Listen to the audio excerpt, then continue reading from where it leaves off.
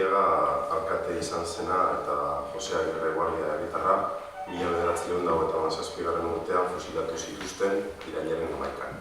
Hortik dator pixkat dataren hautaketa, ezta.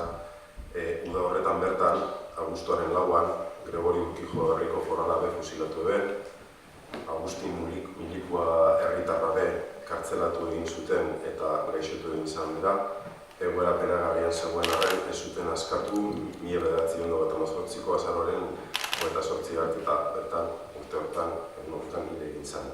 Gero Fermin Aranguren berriztarra Asturiasen atxilotu zuten eta 1958ko abuztuaren 10ean fusilatu.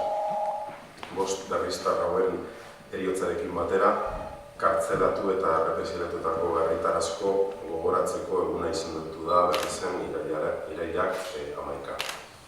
Irailaren 11an, goizeko 11etan oroimenaren bidean, fusilatuen eta kartzelan hildakoen oroigarriaren inaugurazioa ospatuko dugu.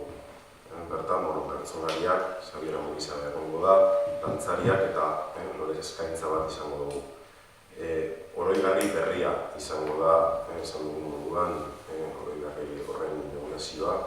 Oroimenaren bidean kokatuko da, oroimenaren bidea 2008an inauguratu zen, eta biktima guztiak gogoratuz eta bereziki fusilatu eta kartzelan hildakoak aipatzen dituen oroigarri izango da. Aipatu ditugun hildako eta fusilatuek, euren familiei idatzitako eskutitzen pasarteak irakurri daitezke bertan oroigarriak. Gero 12:04 kulturetzean, debekatuta dago oroitzea dokumentalaren proiekzioa egongo da.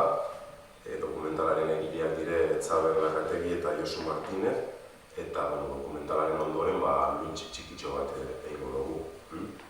Dokumental hau, Iasko Donostiko zinemaldian ikusegal izan gendun, Saturrarango emakumeen kartzelaren islada eta ispilu, bertan izan ziren emakumeen lekukotasunak jaso eta zabaltzen ditu dokumental honek esan dugun moduan.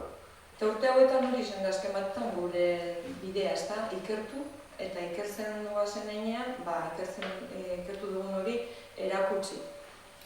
Erakutsi dugu modu simplean eta dizien dugun moduan, orainik behar badago eta gelditzen zaigun hemendik aurrera, ezta. Dakigun hori modu batean herriari eman.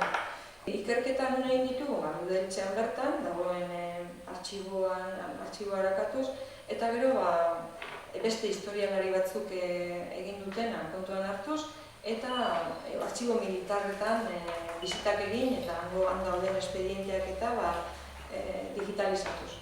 Eta kasu batzuetan ez da izen erreza, ze Fermin Aranguren adibidez ezagutu genuen ezagutzen, Gerediagan bitartez jakin genduen Asturiaseko datuetan agertzen zala berriztar bat, eta mugitzen hasi ginen eta familiarekin kontaktua lortu genduen. Plaka oroigarri hori eskertuko dutela. Behintzet, fusilatu eta kartzelan hildakoen izenak herrian geldituko dira jendeak ikusteko moduan eta betirako egongo dira izen horiek edozein momentutan edozein egoera eskaintza bat egin nahi bada, momentu baten gogoratu, behintzet hor egongo direla etorkizunean.